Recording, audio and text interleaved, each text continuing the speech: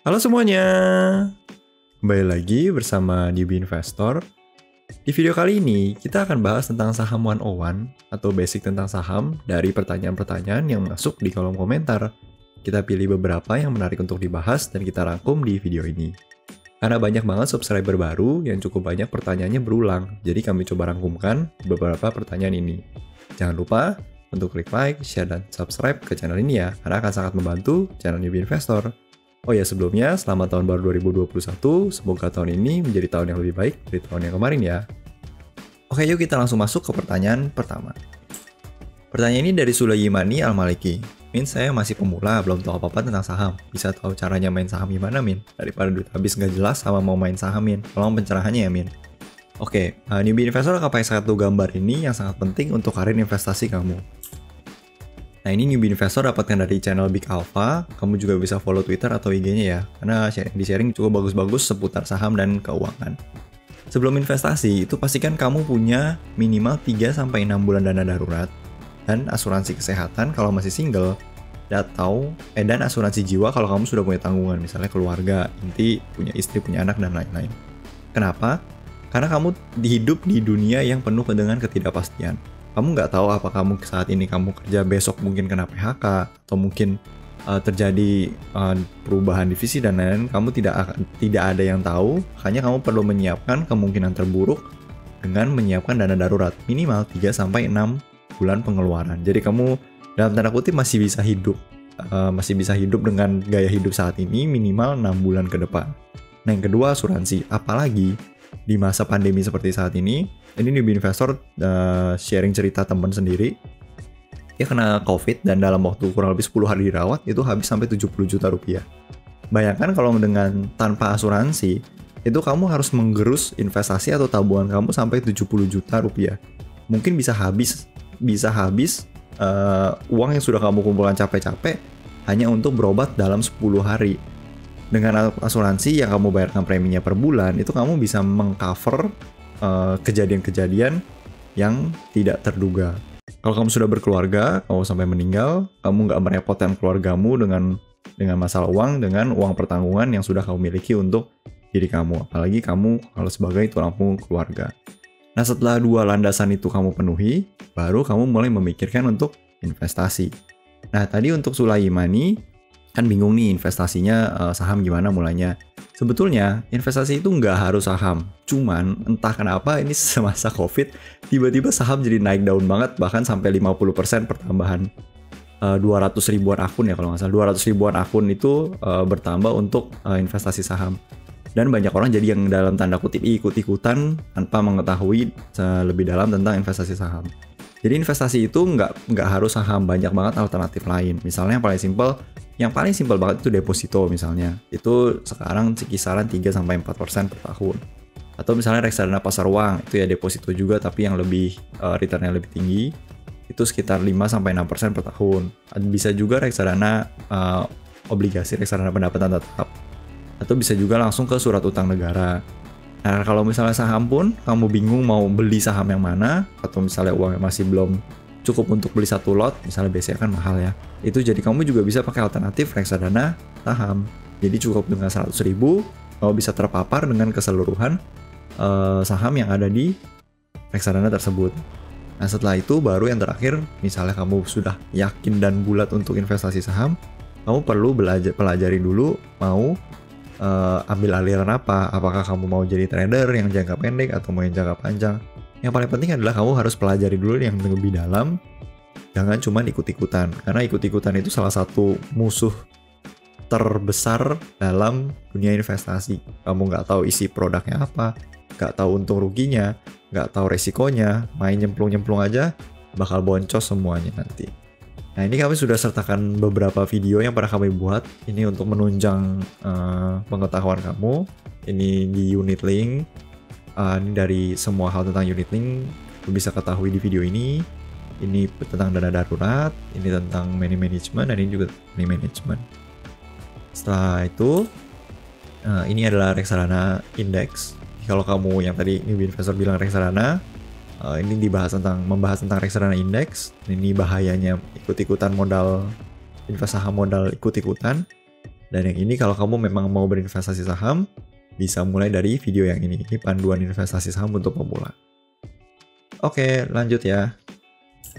Yang kedua, ini apakah ada syarat tertentu harus punya tabungan minimal di bank tertentu? Ini dari Mutiara. Atau dari Mukhtar, bisa nggak bang kita langsung datang ke BCA dan BRI-nya? Atau ini dari Pen Awesome Pen. Pakai platform apa sih belinya? Kamu mesti tahu dulu, jadi saham itu adalah sebuah bentuk kepemilikan terhadap bisnis. Jadi kamu punya saham BCA, berarti sebetulnya kamu adalah owner BCA. Walaupun dengan kepemilikan yang sangat kecil, kita minoritas banget kan. Nah, untuk menjembatani membeli saham BCA atau BRI atau apapun, itu kamu perlu membuat akun di sekuritas. Jadi sekuritas ini adalah jembatan kamu untuk membeli saham di Bursa Efek Indonesia. Jadi Bursa Efek itu sebuah pasar yang dimana di dalamnya itu menjual efek-efek, salah satunya saham. Nah, saham itu adalah produk yang dijual di Bursa Efek Indonesia. Nah, untuk membelinya itu perlu melalui sekuritas. Jadi kamu perlu buat akun di salah satu sekuritas ini. Nah, apa sih mas, ini kan sekuritas ada banyak banget ya, ada puluhan. Apa sih bedanya? Bedanya itu biasanya cuma 3 yang paling penting. Yang pertama, dukungan aplikasi. Biasanya sih udah ada website atau aplikasi mobile apps-nya kalau zaman sekarang ya. Yang kedua, minimal top up pembuatan akun. Dan yang terakhir itu biaya transaksi jual belinya. Nah, buat newbie investor sendiri sih tidak terlalu memusingkan ya. Ini yang paling mana yang paling familiar aja yang kamu pilih, karena kurang lebih tujuannya sama aja. Kamu cuma buat jembatan untuk membeli atau menjual saham yang kamu punya. Cuman ini biasanya yang paling sering yang cukup sering digunakan orang itu contohnya ini Indo Premier, kemudian ada Mandiri Sekuritas juga cukup sering, Mirai Aset, kemudian Sinarmas. Ini kalau kamu mau kerja sama Stockbit, ya kurang lebih itu sih yang newbie investor tahu, cukup banyak yang pakai. Jadi kalau balik lagi ke pertanyaan ini, apakah ada syarat tertentu harus punya tabungan minimal di bank tertentu? Ini tidak relevan pertanyaannya, karena nggak ada hubungannya sama bank. Walaupun memang ada bank yang punya sekuritas, contohnya ini ya, BCA Sekuritas, BNI Sekuritas, CIMB Sekuritas, Mandiri. Tapi ini sebuah divisi yang berbeda dari bank. Jadi kamu nggak punya rekening Mandiri pun, kamu mau bikin akun Mandiri Sekuritas itu bisa gitu. Jadi nggak ada tabungan minimal di bank tertentu. Tapi memang ada biasanya minimal top up pertama kali. Misalnya ada 100.000, ada 500.000, ada 1 juta, macam-macam. Bisa nggak bang kita langsung datang ke BCA BRI? Jawabannya sudah tahu ya, berarti tidak bisa. Kamu mesti via sekuritas. Pakai platform apa belinya? Nah, ini newbie investor tampilkan. Silahkan kamu mau pilih yang mana aja. Newbie investor sih nggak rekomen yang manapun, karena sama aja gunanya, cuman untuk jadi jembatan doang kok. Ya kurang lebih itu. Lanjut. Mau tanya gimana caranya? Oh, ini dari email Chandra. Mau tanya gimana caranya beli saham eceran kurang dari 1 lot. Seperti BCA, nilai 1 lotnya kan mahal, bisa 3 jutaan tuh. Nggak terjangkau untuk pemula seperti saya. Nah, kemudian ini pertanyaannya mirip-mirip nih dari Syaiful Munir ya Wafi. Kalau pendapatan bulan kita masih kecil dan uang kita disisihkan untuk nabung saham juga sedikit setiap bulannya, jadi masalah nggak kalau kita per 3 bulan sekali nabung sahamnya, menyesuaikan pendapatan kita? Opsi yang newbie investor berikan itu ada 3. Yang pertama, pilih saham lain. Jadi BCA kan memang mahal ya, 3 jutaan 1 lotnya. Tapi kalau misalnya dengan saham lain, let's say BBRI kan 400-an ribu 1 lotnya. Atau misalnya Pakuwon, saham properti, itu masih di bawah 100.000 per lotnya. Jadi bisa pilih saham lain. Opsi pertama, kamu bisa pilih saham lain yang harganya belum semahal BCA yang 1 lotnya 3 jutaan. Atau opsi kedua, ya kamu seperti yang Syaiful Munir bilang, kamu tabung dulu uangnya, dalam beberapa bulan baru kamu belanjakan untuk dibelikan saham. Misalnya kalau kamu setiap bulan bisa nabung 1 juta, berarti untuk 4 juta untuk membeli 1 BCA berarti kurang lebih perlu 4 bulan. Nah, yang ketiga, ini yang sebetulnya di investor paling rekomen kalau misalnya kamu baru investasi saham, yaitu gunakan reksadana saham atau reksadana indeks. Jadi kamu bisa langsung terpapar dengan keseluruhan isi yang ada di dalam reksadana tersebut. Itu bahkan bisa mulai dari Rp100.000. Jadi kamu bisa dalam tanda kutip punya BCA walaupun lewat reksadana itu cuma dengan Rp100.000. Sebetulnya bukan punya sih, tapi kamu bisa mengikuti pergerakan harganya sesuai dengan reksadana yang kamu miliki. Yang paling penting juga ini ya, karena ini memang membahas tentang saham sih ya. Tapi investasi itu nggak harus saham kok, banyak alternatif lainnya. yang bisa kamu eksplorasi. Jadi kalau misalnya memang merasa belum sanggup untuk beli saham yang satu lotnya mahal, ya udah mulai dari yang paling simpel aja, misalnya reksadana pasar uang, itu mirip-mirip deposito. Jadi kamu cuman masukin, nggak ada biaya jual, nggak ada biaya beli dalam nanti setiap harinya. Nah, bedanya dengan deposito kan setiap bulan tuh bunganya kan. Kalau reksadana pasar uang itu bisa setiap hari. Tiap hari kamu dapat kenaikan harga NAB-nya, kenaikan untungnya itu kamu bisa lihat setiap hari. Gitu, dan bisa di top up kapanpun. Kalau deposito kan harus jatuh tempo ya. Gitu. Jadi jangan terkotak-kotak seakan-akan investasi itu cuma saham aja. Tapi banyak alternatif lain kok yang bisa kamu gunakan.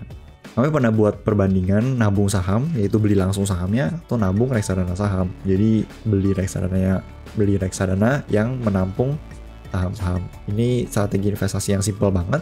Kalau bisa coba tonton, kita akan sertakan juga di link deskripsi videonya. Oke, lanjut. Dari Toman Cup, Mas, aku masih awam tentang saham. Tolong jelasin ya, kalau saya nabung saham satu lot dalam jangka panjang, tapi tiap bulan tidak nabung lagi, itu bisa hangus nggak?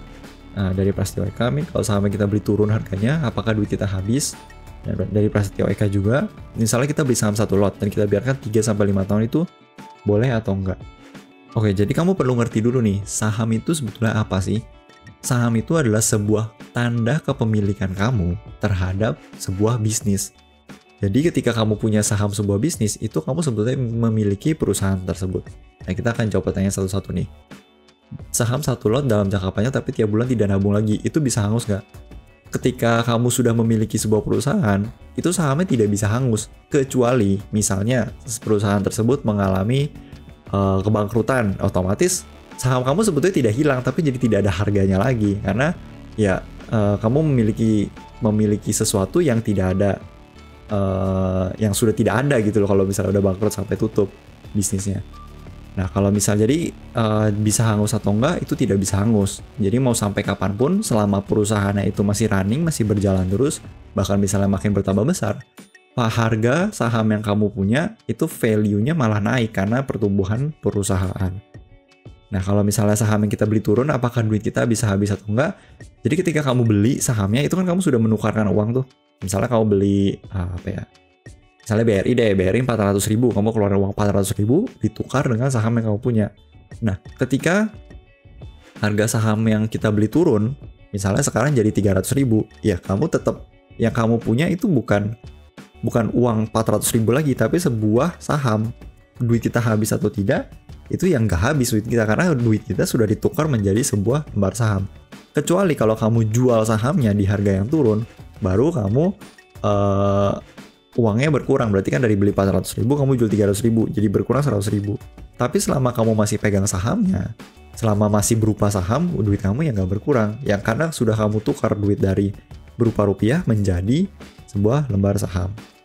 Nah, yang terakhir, misalnya kita beli saham satu lot dan kita biarkan 3-5 tahun, itu boleh, tidak masalah. Justru kalau misalnya kamu mengikuti pola model investasi seperti Warren Buffett atau Charlie Munger, itu mereka berinvestasi dalam jangka waktu yang sangat panjang. Jadi bahkan kayak Buffett itu, dia punya saham Coca-Cola itu sudah lebih dari 40 tahun dia pegang. Yang dividen per tahunnya itu bisa sampai 60% dari waktu dia beli. Dari dividennya doang loh. Jadi misalnya kamu beli 1 juta, 10 juta gitu ya, setiap bulan kamu dapat, setiap tahun kamu dapat 6 juta itu cuma dari dividennya doang. Karena sudah di hold dalam jangka waktu yang panjang banget, dan dividennya itu bertumbuh terus sesuai dengan pertumbuhan perusahaannya. Nah, pertanyaan ini akan lebih baik kalau kamu pelajari dulu video yang ini ya, saham itu apa sih? Karena dengan memahami landasan penting dari saham itu apa, kamu jadi lebih mendapat gambaran sebetulnya saham itu bagaimana saham bekerja dan kenapa harga saham naik turun dan untung ruginya saham, dan gimana sih proses pembentukan saham dari awal. Jadi ini kita akan bahas dari misalnya kita pakai analogi pembuatan sebuah bisnis dari nol sampai akhirnya bisa masuk bursa, sampai dijual di publik dan lain-lain. Lanjut ya. Ini pertanyaan dari Titi Jayanti, kita dapat untung dari jual lagi per lembar lot atau kita nunggu profit dari perusahaan? Maafin, belum mudeng. Gak apa-apa, ini memang channel Newbie Investor, kita untuk investor pemula. Newbie Investor sendiri juga masih banyak belajar kok. Dari investasi saham, itu kamu bisa untung dari 2 hal. Yang pertama, capital gain, yaitu pertambahan atau pengurangan harga dari yang kamu beli. Contoh tadi dari Prastio Eka, misalnya kita beli BRI 400.000. Dalam waktu beberapa tahun misalnya harga BRI sudah jadi 1 juta. Beli 400.000, sekarang harganya 1 juta per lotnya. Berarti untung 600.000. Nah, itu yang disebut dengan capital gain. Jadi kamu beli di harga berapa, kamu jual di harga berapa, selisihnya itu adalah untung kamu. Sebaliknya pun juga bisa. Kamu beli 400.000, ternyata setelah beberapa saat harganya jadi 200.000, berarti ada selisih 200.000 kerugian. Nah, itu juga bisa, itu istilahnya capital loss. Jadi kamu jual beli saham, ambil selisihnya, itu adalah untung atau rugi kamu. Itu bisa untung pertama dari situ. Untung kedua, ini benar, jadi kita nunggu profit dari perusahaan, itu biasa disebut dengan istilahnya dividen. Jadi umumnya di Indonesia itu setiap tahun sekali. Jadi setiap tahun sekali, misalnya tahun 2019, biasa kan tutup bukunya itu tahun 2000 di Maret 2020. Nah, itu ntar ada istilahnya RUPS, itu adalah ya meeting lah kurang lebih, rapat, itu dengan semua pemegang saham, nanti ditentukan nih berapa keuntungan perusahaan yang dibagi kepada pemilik saham. Walaupun kamu cuma punya 1 lot aja, itu juga kamu sudah termasuk sebagai milik perusahaan. Nah, yang biasanya menentukan ini adalah mayoritas. Jadi pemegang saham mayoritas yang akan menentukan nih, apakah kita mau bagi keuntungan atau tidak. Kalau misalnya bagi, berarti berapa yang akan dibagi. Bisa nggak bagi? Bisa juga. Misalnya dianggap tahun ini akan berat nih, banyak cobaan yang akan kita hadapi di depan, jadi mendingan kita save cash aja untuk perusahaannya biar keuangannya lebih kuat, bisa juga. Atau misalnya mau melebarkan bisnis, jadi perlu investasi,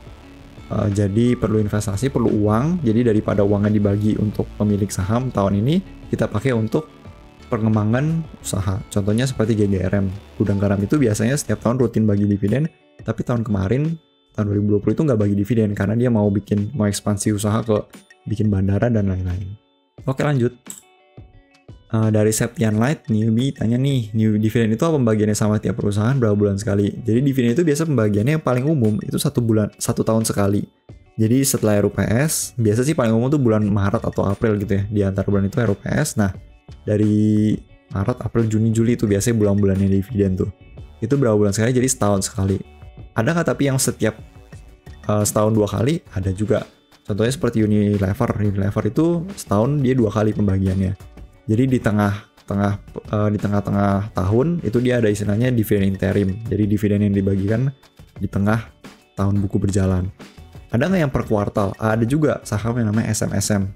SMSM itu dia pembaginya per kuartal. Jadi setiap 3 bulan sekali dia bagi dividen. Oke, lanjut. Ini dari Ridwan Syah. Cara beli saham BCA BRI di mana sih Kak? Di reksadana, bibit atau langsung ke banknya? Maaf saya pemula. Selanjutnya dari Rizky Ananda. Bang, terus bedanya beli saham langsung sama saham di Bareksa itu apa? Nah, jadi ini kenapa Mimin masukkan? Karena ini ada 2 produk yang lumayan umum ya. Yang pertama ada Bibit, ini aplikasi yang lumayan umum, Bibit dan Bareksa. Jadi Bibit dan Bareksa itu bukan sekuritas. Jadi seperti yang tadi di pertanyaan pertama, untuk beli saham itu kamu perlu akun sekuritas. Jadi perlu buat akun di sekuritas untuk menjembatani kamu membeli saham BCA atau BRI dan lain-lain di Bursa Efek Indonesia. Nah, Bibit dan Bareksa itu bukan sekuritas. Mereka itu adalah agen penjual efek reksadana. Jadi mereka itu adalah jualannya bukan saham, bukan menjadi jembatan kamu untuk saham, tapi tapi menjualnya adalah reksadana. Nah, di Bibit atau Bareksa itu kamu akan banyak juga lihat kata-kata saham. Jadi itu bukan beli saham, tapi beli reksadana saham. Reksadana saham itu adalah sebuah produk yang dikeluarkan oleh manajer investasi yang isinya saham-saham. Beda atau sama? Sebetulnya ya mirip-mirip aja sih. Kamu ujung-ujungnya juga punya saham, walaupun kalau dengan reksadana kamu nggak punya secara langsung. Nah, satu hal yang newbie investor kurang suka dari reksadana itu banyak biaya. Jadi ada biaya pembelian, biaya penjualan, dan biaya manajemen fee dan lain-lain. Tapi bagus untuk pemula yang masih bingung nih, kira-kira mau beli saham apa ya, daripada malah ikut-ikutan orang, kayaknya saham ini bagus, lebih baik kamu investasikan uangmu ke reksadana saham yang kamu langsung terpapar dengan saham-saham yang biasanya sih sudah market capitalnya besar. Kalau kamu mau pelajari lebih dalam, kita ada video tentang reksadana itu apa sih. Jadi akan dibahas reksadana itu ada 4 jenis, apa aja, dan gimana cara kerja reksadana, apa itu NAB, atau nilai aktiva bersih, dan lain-lain kita bahas lengkap di video ini. Nanti videonya bisa kamu klik juga di link deskripsi ya. Selanjutnya pertanyaan ini dari Raihan Hilmi. Misi mau tanya, apabila saya membeli satu lot saham harganya 2 juta, terus saya hold sampai 5 tahun, ternyata harganya udah jadi 5 juta per lot. Kalau saya belum cairkan atau ambil, berarti saya masih belum dapat keuntungan 3 jutanya ya? Betul, jadi ini istilahnya adalah floating atau unrealized profit. Jadi selama kamu belum jual, itu keuntungan kamu masih belum terrealisasikan atau masih mengambang. Jadi ketika kamu baru jual, untungnya baru terrealisasikan dan kamu kehilangan saham yang kamu punya. Jadi kamu tukar saham yang kamu punya menjadi uang. Jadi kalau misalnya di kasus ini, kamu beli 2 juta, berarti sampai setelah 5 tahun, kamu punya unrealized atau floating profit itu 3 juta. Ketika kamu jual, baru 3 jutanya itu terrealisasikan. Nah, satu lagi mau tanya, apakah berlaku juga untuk dividen? Jadi dividen harus saya cairkan di waktu tertentu baru saya dapat untungnya, atau dividen langsung masuk ke rekening investasi saya. Untuk dividen itu setiap pembagian dividen atau di payment date-nya, tiap perusahaan akan beda-beda tergantung RUPS ya, itu uangnya akan langsung masuk ke rekening dana investor atau rekening dana nasabah. Jadi misalnya payment date-nya 18 Desember. Biasa di tanggal itu, atau mungkin ada yang mundur 1 hari kalau di sekuritas, beberapa sekuritas, itu uangnya akan masuk di tanggal tersebut. Jadi kalau misalnya kamu nggak pakai apa-apa, ya uangnya akan mengendap aja di rekening di RDN atau RDI kamu. Jadi perlu dicairkan. Kalau mau dicairkan perlu ditransfer aja ke rekening personal kamu. Atau kalau misalnya kamu mau belikan lagi sahamnya, ya udah dibelikan lagi saja, dibelikan lagi aja sahamnya. Jadi dividen yang kamu punya opsinya antara dinikmati, diambil ke rekening, atau bisa dijadikan saham lagi dengan kamu belikan lagi saham di yang dividen yang kamu dapatkan. Oh ya, ini newbie investor mau tambahkan bagian yang ini.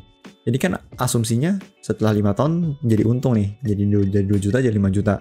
Bisa juga sebaliknya. Jadi kalau misalnya ada floating profit, ada juga floating loss.